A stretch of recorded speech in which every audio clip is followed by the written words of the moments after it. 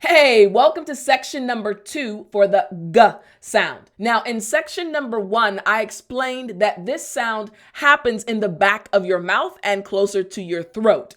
But I want to show you visually now how to make this sound properly. So let's jump to my screen and I'm going to draw it out for you so that you can see what happens in your mouth with your tongue. So here we go.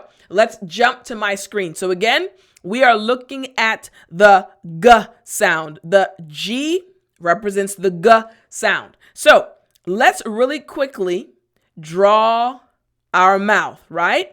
We have the mouth right here. We're going to draw the chin and we're going to go all the way down. Now, I'm actually going to continue to show you kind of how the throat goes down like this and is connected. Now, what happens is in your mouth, right here, the tongue. That's right. This portion, let me give you a pink color so we can know that it represents the tongue.